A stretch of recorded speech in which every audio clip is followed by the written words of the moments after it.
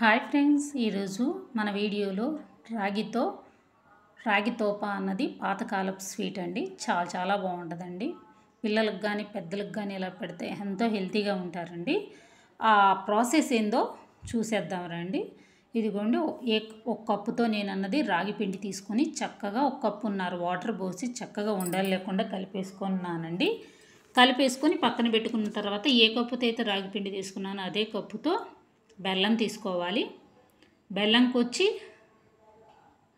ఏ కప్పుతో అయితే బెల్లం తీసుకున్నానో అదే కప్పుతో కప్పున్నర వాటర్ తీసుకొని చక్కగా బెల్లం అన్నది పూర్తిగా కరిగిపోవాలండి. ఏ పాకం అవసరం లేదు. ఈ తోపకి, రాగి తోపాకి చక్కగా బెల్లం కరిగిపోయిన తర్వాత పక్కన పెట్టుకున్న తర్వాత పక్కన స్టవ్ వెలిగించుకొని ఇంకో బాండీ పెట్టుకొని నెయ్యి అన్నది 2 స్పూన్లు వేసేసుకొని డ్రై ఫ్రూట్స్ అన్నది లైట్గా ఫ్రై చేసుకొని పక్కన పెట్టుకోవాలి. పక్కకు తీసేసుకున్న తర్వాత అదే బాండీలో మనం బెల్లం అన్నది కరిగించుకున్నాం కదండి, అది జల్లెడ పెట్టి తీసుకోవాలి. బెల్లంలో ఏంటంటే కొంచెం డస్ట్ ఉంటుంది కాబట్టి ఆ డస్ట్ అంతా బయటకు రావడానికి మనం బెల్లం అన్నది జల్లెడ పట్టుకోవాలి. ముందుగా కలిపి పెట్టుకున్న రాగి పిండి అన్నది ఆ బెల్లంలోకి వేసేసుకోవాలి. రుచికి సరిపడే కొంచెం లైట్గా సాల్ట్ వేసుకోవాలండి. చక్కగా అట్లా కలుపుకోవాలండి. ఉండలు అన్నది కట్టకుండా చక్కగా కలుపుకోవాలి. దగ్గర పడేంతవరకు కలుపుకుంటూనే ఉండాలండి. మనం చక్కగా లో ఫ్లేమ్లో మంట పెట్టుకొని అప్పుడప్పుడు మధ్యలో కొంచెం నెయ్యి అన్నది యాడ్ చేస్తూ ఉండాలండి. అడుగంటకుండా మనకి రాగి పిండి అన్నది చక్కగా కదుపుకుంటూనే ఉండాలండి దగ్గర పడేదాకా. ఇదిగోండి, దగ్గర పడుతుంది. ఒక్క 2 నిమిషాల్లో మనకి రెడీ అయిపోతుందండి. చాలా బాగుంటుందండి. కంపల్సరీగా ట్రై చేయండి.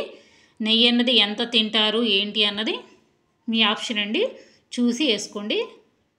ఇదిగోండి, దగ్గర పడ్డట్టేనండి. చాలా బాగుంటుంది. దగ్గర పడే ముందు మనం కొబ్బరి తురిమైనా వేసుకోవచ్చు, డ్రై ఫ్రూట్స్ అయినా వేసుకోవచ్చు అండి. నేనైతే కొబ్బరి తురిమి వేయలేదండి.